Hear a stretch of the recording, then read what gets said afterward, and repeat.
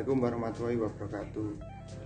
Kami dari kelompok 2 yang beranggotakan yang pertama Dadang Hernowo NPM 1501010097, yang kedua Mera Purwati 1801010009, yang ketiga Mafida Zainati 0023, yang keempat Lilis Nur Fitria 0041, yang kelima Hasan Al Mahmud 0047, yang keenam Rima Cindy Arota 0050, yang ketujuh Devi Laili Suryaning Putri 0059, yang delapan Alicia Patricia Putri Rizkyani 0062, dan yang terakhir Nanda Asmawati 0072 ingin mempresentasikan tentang argumen deduktif 2 logika fungsional. Yang pertama, logika fungsional yang sebenarnya. Kalimat logika adalah salah satu dasar di mana logika simbolis modern bersandar, dan karena itu penting dalam bidang intelektual seperti teori himpunan dan dasar matematika. Ini juga merupakan model untuk rangkaian listrik dari jenis yang merupakan dasar dari komputasi digital.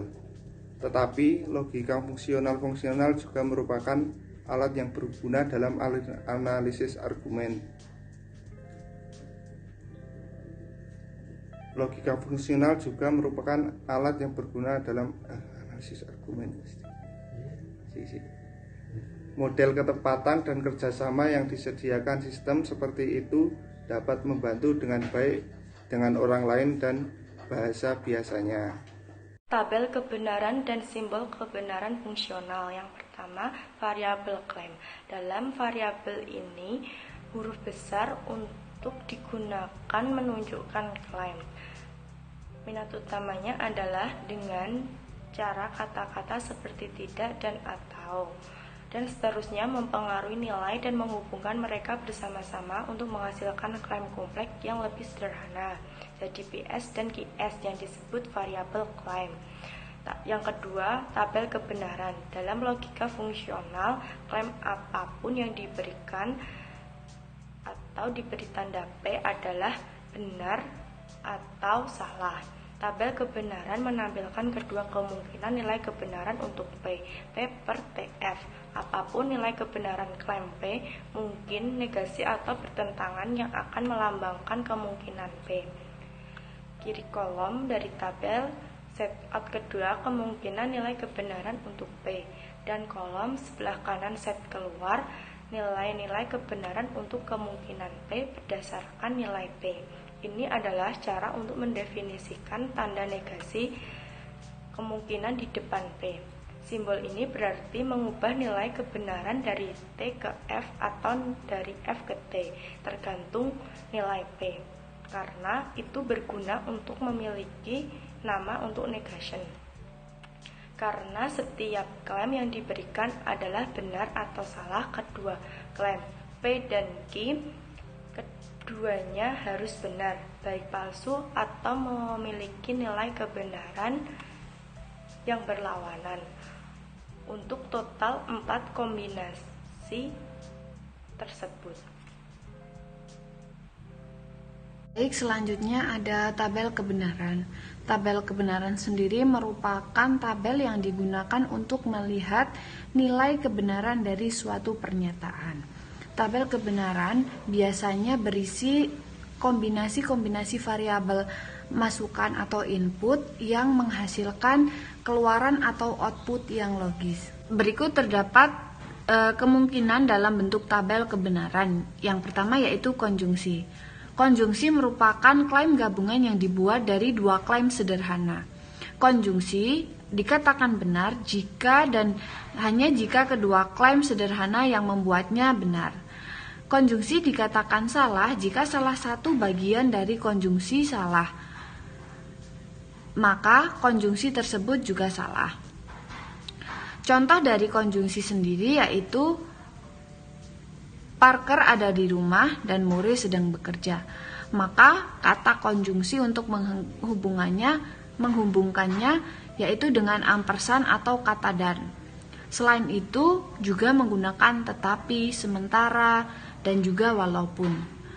Contoh lainnya yaitu Parson ada di kelas, Quincy tidak ada. Maka Parson ada di kelas meskipun Quincy absen.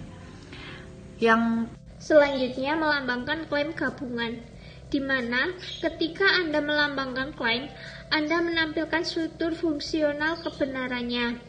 Idenya adalah untuk menghasilkan versi yang menunjukkan kebenaran fungsional setara dengan aslinya. Resmi klaim yaitu salah satu yang menjadi kenyataan di bawah semua keadaan yang sama seperti aslinya dan palsu di bawah semua situasi yang sama.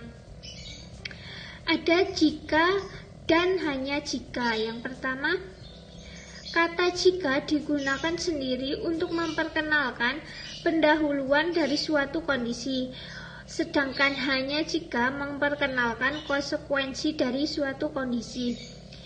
Kemudian, kondisi yang diperlukan dan cukup. Klaim bersyarat kadang-kadang dijabarkan dalam kondisi yang diperlukan dan memadai. Secara umum, trik ini melambangkan klaim dengan benar adalah dengan memperhatikan dengan cermat apa yang dikatakan oleh klaim. Ini sering berarti bertanya pada diri sendiri, apa yang membuat klaim ini salah atau benar. Kecuali jika, tanyakan pada diri Anda, apa tabel kebenaran untuk Q dan P jika telah mendapatkan keakraban dengan tabel kebenaran saat ini. Bisa menyadari bahwa itu sama dengan meja untuk P dan Q, dan juga dapat memperlakukan kata kecuali persis seperti kata atau dan melambangkan dengan kata dan. Antara atau. Kadang-kadang kita perlu tahu persis di mana pemisah dimulai. Itu tugas kata baik untuk menunjukkan kepada kita. Yang selanjutnya yaitu ada argumen kebenaran fungsional. Silogisme kategorikal memiliki total 256 bentuk. Argumen fungsional sebaiknya dapat mengambil salah satu dari sejumlah bentuk yang tak terbatas. Meskipun demikian, ada beberapa metode untuk menguji validitas yang cukup fleksibel untuk mencakup setiap argumen fungsional. Pada argumen kebenaran fungsional ada 3 tahap pembahasan, yaitu yang pertama, metode tabel kebenaran. Yang kedua, metode tabel kebenaran pendek. Yang ketiga, pemotongan pengurangan deduksi yang ada 3 pokok bahasan. Yang pertama, aturan grup 1, pola dasar argumen. Yang kedua, aturan grup 2, setara fungsional-fungsional. Yang terakhir yaitu conditional proof yang akan dijelaskan oleh teman saya di slide berikutnya. Baik, selanjutnya saya akan melanjutkan presentasi berikutnya. Dalam metode untuk menguji validitas yang cukup fleksibel, terdapat beberapa metode diantaranya yaitu metode tabel kebenaran, yang dimana cara kerja dalam metode ini menyajikan semua keadaan-keadaan memungkinkan untuk suatu argumen dengan membangun tabel kebenaran untuknya. Maka hanya bisa melihat apakah ada keadaan di mana premisnya benar dan kesimpulannya tabel salah. Jika ada keadaan seperti itu, satu baris dari tabel kebenaran semua yang diperlukan, maka argumen tersebut tidak valid. Dan metode validitas yang kedua yaitu metode tabel kebenaran pendek, yang dimana metode ini merupakan cara sistematis yang mudah untuk menentukan valid atau tidaknya suatu argumen fungsional. Jika argumen tidak valid, harus ada setidaknya satu baris dalam tabel kebenaran argumen di mana premisnya benar dan kesimpulannya salah. Dengan metode tabel kebenaran pendek, hanya berfokus pada menemukan baris seperti itu, meskipun tabel kebenaran lengkap selalu menghasilkan jawaban yang benar mengenai validitas argumen kebenaran fungsional. Baik, untuk materi selanjutnya ada pemotongan, pengurangan, atau bisa disebut deduksi. Metode selanjutnya yang kita lihat kurang berguna untuk membuktikan argumen yang tidak valid dari metode sebelumnya, yaitu tabel kebenaran.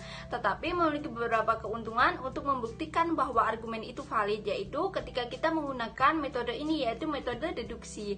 Kita sebenarnya menyimpulkan atau tanda kutip memperoleh kesimpulan dari premis-premis dengan menggunakan serangkaian pola argumen dasar yang valid secara fungsional dengan berfungsi benar. Nah, ini sangat mirip dengan memikirkan argumen, mengambil satu langkah pada satu waktu untuk melihat bagaimana setelah kita mengasumsikan kebenaran dari premis tersebut, dan pada akhirnya akan sampai pada kesimpulan. Baik, saya Alia Sawatrisia akan melanjutkan presentasi yang selanjutnya. Dalam metode deduktif terdapat dua aturan. Yang pertama, aturan grup 1, yaitu pola dasar argumen, di mana dalam hal ini tidak peduli apapun klaim P dan Q, jika P benar, maka P atau Q haruslah benar.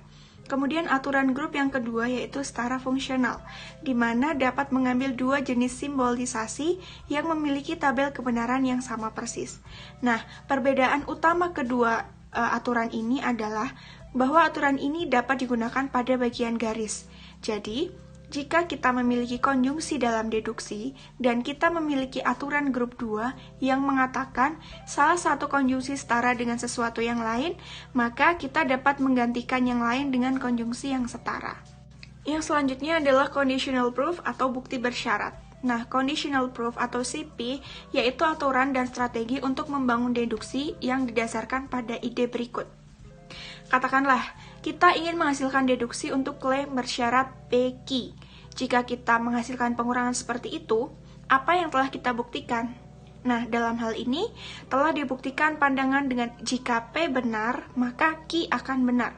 Salah satu cara untuk melakukan ini adalah dengan mengasumsikan bahwa P benar, yaitu menambahkan sebagian premisal tambahan, kemudian membuktikan bahwa dengan asumsi itu, Q juga harus benar. Baik, saya akan melanjutkan presentasi dari teman saya, yaitu beberapa pembatas yang sangat penting pada aturan atau CP, bukti bersyarat. Yang pertama, CP hanya dapat digunakan untuk menghasilkan klaim bersyarat. Misalnya, untuk mendapatkan PQ hanya membuktikan PQ menggunakan infleksi. Dan yang kedua, jika lebih dari satu pengguna terbuat dari CP pada waktu yang jika lebih dari satu CP harus dibawa di mereka harus buang persis urutan terbaik dari yang dimana mereka diasumsikan, berarti bahwa garis-garis yang berjalan dari tempat CP yang berada tidak harus saling bersilang. Nah, yang ketiga, setelah premis CP telah habis, tidak ada langkah yang berasal dari itu. Langkah-langkah dicangkup oleh garis yang ditarik di kiri margin dapat digunakan dalam pengurangan.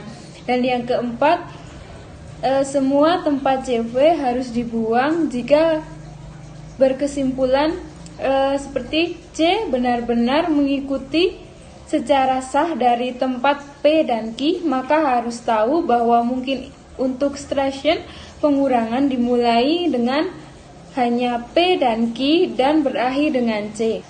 Sekian presentasi dari kelompok kami. Apabila ada perkataan yang kurang berkenan, kami mohon maaf. Wassalamualaikum warahmatullahi wabarakatuh.